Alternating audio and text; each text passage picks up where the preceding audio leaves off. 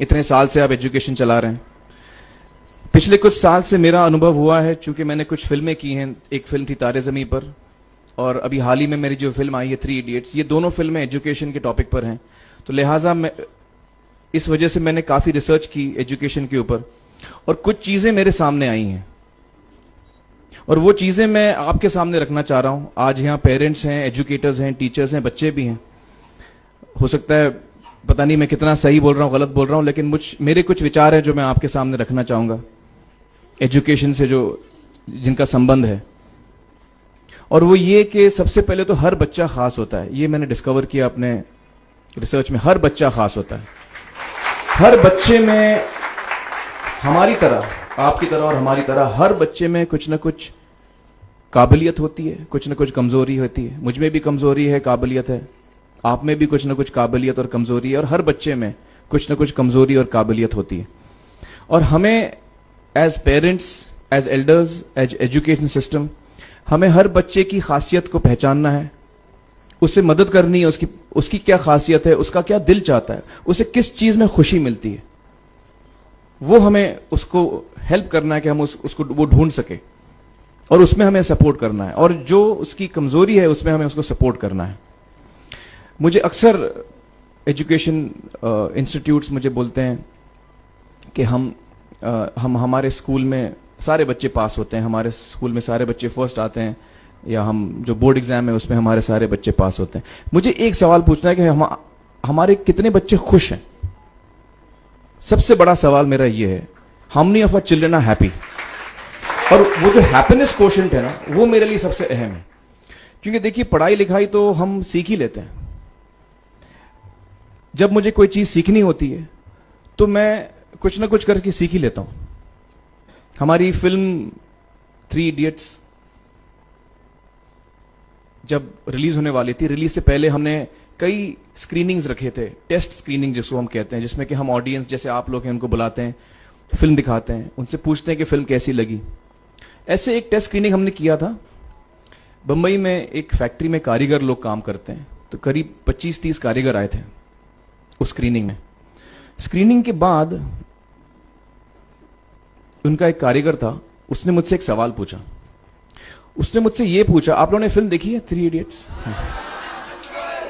उसमें उसने मुझे एक सवाल पूछा जो बहुत कमाल का सवाल था। उसने मुझे ये सवाल पूछा कि सर, पिक्चर के अंत में हमें पता लगता है कि आप तो रणछोड़ दास थे ही नहीं, रैंचो तो थे ही नहीं आप, तो सर्टिफिकेट तो आपको मिला नहीं, वो तो जावेद जाफरी को मिल गया। तो आप इतने बड़े साइंटिस्ट कैसे बन गए? इतने बड़े पेटेंट्स, 400 पेटेंट्स, जापानी लोग आपके पीछे पड़े हैं, तो आपको सर्टिफिकेट तो मिला नहीं, तो आप इतने बड़े साइंटिस्ट कैसे बन गए? बहुत ही अहम सवाल है ये, बहुत ही इंपॉर्टेंट सवाल है। और ये जो मुद्दा है उसके हार्ट में जाता है ये, कि जब मैं एग्जाम के लिए रट के जवाब देता हूं और वो जवाब में मुझे नंबर मिलते हैं और मैं पास हो जाता हूं, तो मेरे हाथ में एक पर्चा आता है जो मुझे कहता है कि मैं पढ़ा लिखा हूं। लेकिन वाकई में पढ़ा लिखा हूं या नहीं, ये अभी तक हमको श्योर मालूम नहीं है। लेकिन जब आप नॉलेज चाहते हैं कि आपको मिले, विद्या मिले आपको, तो फिर वो कागज का मायने कुछ होता नहीं है। तो मैंने उसको जवाब में 2 सवाल पूछे। मैंने बोला उसको कि भैया, आपको क्या लगता है मैं अच्छा एक्टर हूं? उसने बोला हाँ, देश भर में आप सब लोग मानते हैं आपको, आप अच्छे एक्टर हैं। मैंने उससे कहा कि भैया, मेरे पास कोई सर्टिफिकेट नहीं है जो कहता है कि मैं अच्छा एक्टर हूं।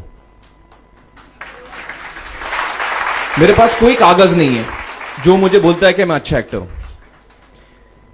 मैंने फिर उससे एक सवाल पूछा कि मैंने सुना आप बहुत अच्छे कटर हैं, आपके जो बॉस मुझे बताते हैं कि आप उनके मेन कटर हैं और आपकी बड़ी इज्जत करते हैं वो, आपके पास कोई पर्चा है, सर्टिफिकेट है जो मुझे बताता है कि आप कटर हो? उसने बोला नहीं सर। तो मैंने बोला आपका जवाब आपको इधर ही मिल गया। Education is beyond marks, education is beyond grades, education is what you learn. और मेरी इच्छा है कि हिंदुस्तान में हम एजुकेशन को इस नजरिए से देखें कि हम अपने बच्चों को वाकई शिक्षा दें, और शिक्षा हम खुशी से दें। क्योंकि शिक्षा में सिर्फ ज्ञान नहीं होता, शिक्षा में एक और चीज मिली हुई होती है, वो ये है कि हम अपने बच्चों को डेवलप करते हैं एज ह्यूमन बींग्स। आगे चल के वो जिंदगी में अच्छे इंसान बने, आगे चल के वो अपने पैरों पे खड़े रह सकें, आगे चल के वो इज्जत की जिंदगी जी सकें, आगे चल के वो दूसरों के बारे में ध्यान रखें, आगे चल के वो किसी के चेहरे पे मुस्कुराहट ला सकें, आगे चल के वो किसी की मदद कर सकें। This is what we should develop of our children. ये मेरी फीलिंग है। मैं जहां भी देखता हूं, ये मेरे साथ भी हुआ है जब मैं छोटा था। जब से हमारे बच्चे छोटे होते हैं, जब से बच्चे पैदा होते हैं, बच्चा घर आता है, हम बच्चे को पूछते हैं भाई मार्क्स कितने मिले, फर्स्ट आया कि सेकंड आया? वो बोलता है सेकंड। सेकंड आया तो अरे फर्स्ट नहीं आया, डांट पड़ती है उसको। जो बोलता है मैं 10th आया तो उसकी तो हालत ही बुरी हो जाती है। बच्चे को लगता है यार ये फर्स्ट आना बड़ा जरूरी है। उसको रेस में हम पूछते हैं तुम रेस में फर्स्ट आए कि सेकंड आए? में हम उसको बचपन से, जब से वो केजी लोअर केजी में होता है, जब लोअर केजी में रेस होती है, चमचा मुंह में लगा के उसमें नींबू डाल के भागते हैं। उसमें भी हम बच्चे को पूछते हैं अरे मेरा बेटा फर्स्ट आएगा, ला ओ बेटा मेरा फर्स्ट आना, मतलब पेरेंट्स चिल्ला रहे हैं बेटा भागो, मतलब नींबू लेके भागो। तो उसमें होता क्या है कि बच्चे को लगता है कि यार ये बड़ा जरूरी है। मेरे पेरेंट्स को हमेशा, मेरे पेरेंट्स मुझे एक ही सवाल पूछते हैं, मैं फर्स्ट आया कि नहीं।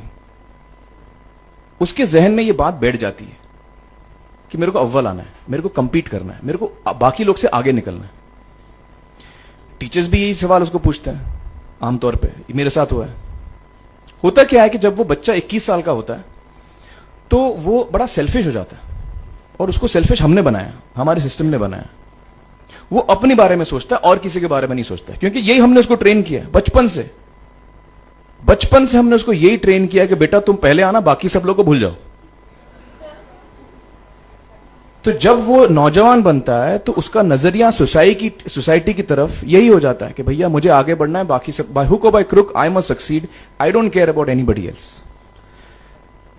मेरा ये दिल कहता है, मेरा ये दिल चाहता है कि अगर हम जितने यहां पेरेंट्स हैं, एडल्ट्स हैं, यंगस्टर्स हैं जो कल जाके पेरेंट्स बनेंगे, अगर हम अपने बच्चों को ये सीख दें जब वो छोटे हैं, जब वो घर आए हम उसको ये सवाल पूछें, ये नहीं पूछें कि मार्क्स कितने मिले, उसको ये पूछें कि बेटा आज तुमने किसकी मदद की, आज तुमने किसके चेहरे पे मुस्कुराहट लाई। अगर हम उसको ये पूछें तो उसको ये लगेगा कि यार जरूरी ये है।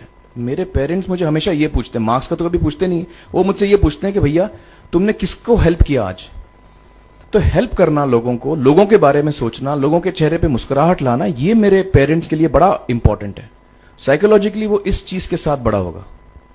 स्कूल वही जाएगा, पढ़ाई लिखाई वही करेगा, वो उसका नजरिया थोड़ा बदल जाएगा।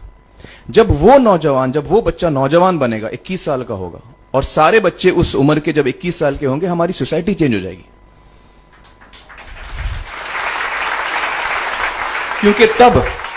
क्योंकि तब हमारी सोसाइटी में ऐसे नौजवान होंगे जो खुद के बारे में नहीं सोच रहे, दूसरों के बारे में सोच रहे हैं।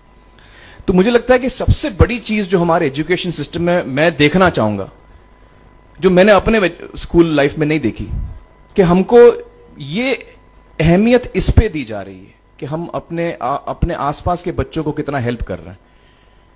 ये एक बहुत बड़ी तब्दीली अगर आ जाए तो मुझे लगता है कि हमारा देश बहुत